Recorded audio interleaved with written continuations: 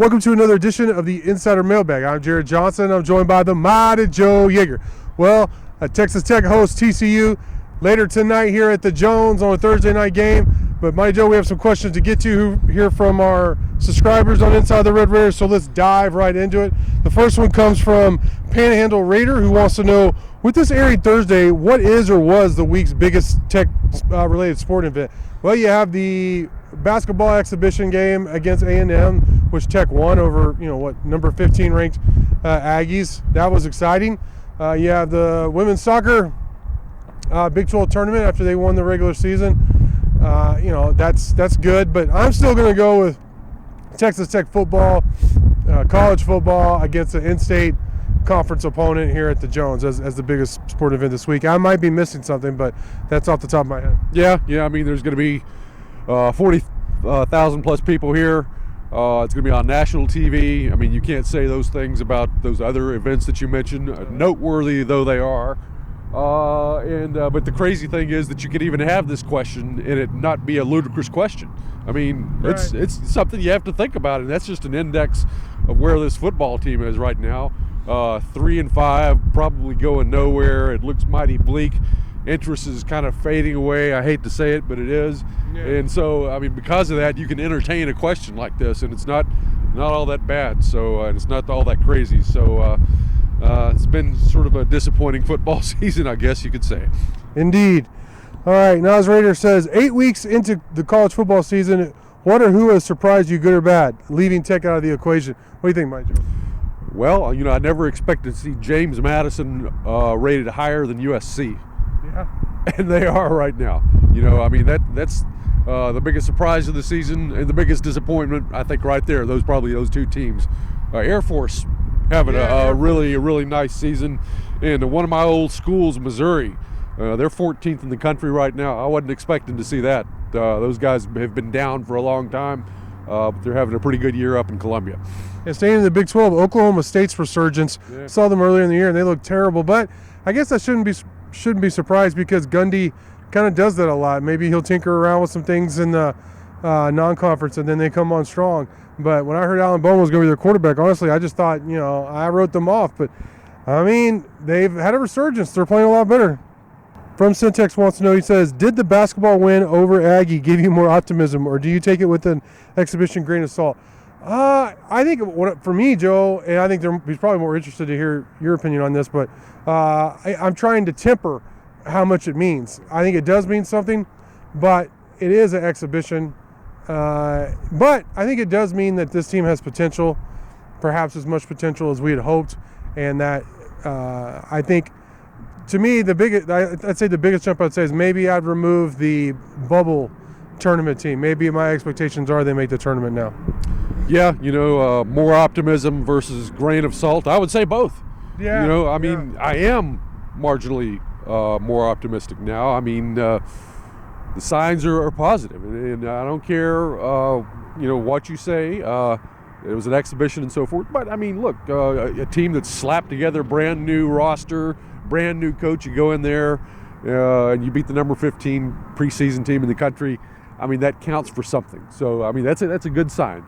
By the same token, the more I watch sports over the decades, the more I realize that you can't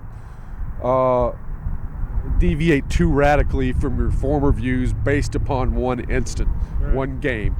You can't get too high off of it, you can't get too low off of it. So I'm sort of incrementally increasing my optimism based on this, but only by a small margin. Yeah, that makes sense. All right, next question comes from Syntax Red Raider. He says, do you ever peek over and check to see how well or bad some of the old coaches are doing? Sure, of course I do. What about you, Joe? Yeah, although, I mean, like most of them aren't in real positions of extreme authority right now, are they? Except for Tuberville in the Senate, who's got a great deal of authority. Which is crazy, right? Yeah, I know. I shooting the breeze with the future senator, so that was interesting. But other than him, most of these guys, it seems like, are analysts or with Mark Adams as an assistant coach out at East Carolina. We'll have to see what happens with those guys. But these guys exactly haven't been promoted through the ranks after they left Texas Tech. He had Kingsbury, obviously went to Arizona Cardinals, and he was fired, and he's been an analyst with USC.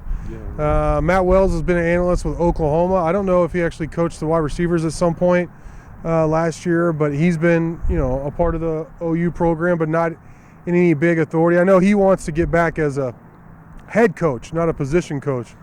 He thinks that's what he is. That's what he wants to do, and I understand that. Chris Beard at Ole Miss. Chris Beard at Ole Miss. That's which obviously he's had a lot of drama and controversy, but I think he's going to win big at Ole Miss. Probably. Yeah. He may have lost something and be not quite the coach he was from that national title almost run here at Texas Tech, but he's still pretty doggone good. You got to remember he assembled a team last year at UT. That if he hadn't gotten fired, I think they would have gone to the national title game. They probably would have. I don't think they would have beaten Connecticut. Nobody was going to beat those guys. Yeah. But bottom line, Chris Beard can still get it done, and as long as he doesn't implode due to personality traits and so forth and so on, yeah, he's going to do well at Ole Miss. All right, final question comes from Tech Freak, who wants to know, where is the speed promised? Well, it's on the scout team because they're all freshmen. Freshmen don't generally step in and play a lot, and they do here or there. And Tech actually has some players on defense, some freshmen playing, whether it be B.J. Jordan, Jordan Sanford, Michael Dingle's played some, and those guys are all fast. But a lot of the other guys, they're developing. They're still teenagers. Tech has a veteran team, though it hadn't really bared much fruit this year. It did last year.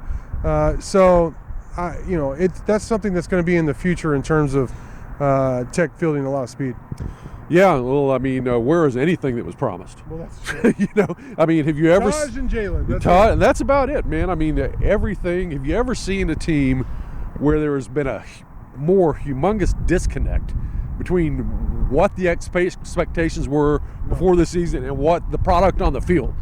It's hard to say that anything that you expected to see on the good side is actually materialized. Right. And I guess you can just lump the speed in there with it. But this is a season that had a great deal of promise, and the promise just has not showed up. Yeah, I own my part in it and being so wrong about this team. But what's crazy is to answer your question in terms of have you ever seen a team differ from expectations as much? No. I think the previous 5 or 6 years, I got the exact win total, regular season win total for Texas Tech in the preseason, and obviously 9 is not feasible, which is what I predicted for this year. No, I've never covered a team that I've had so wrong in the preseason. Now people will go to injuries or whatnot, but this team was bad before Tyler Shuck got hurt. Let's be honest. And it wasn't just the offense, or it wasn't just one thing or that.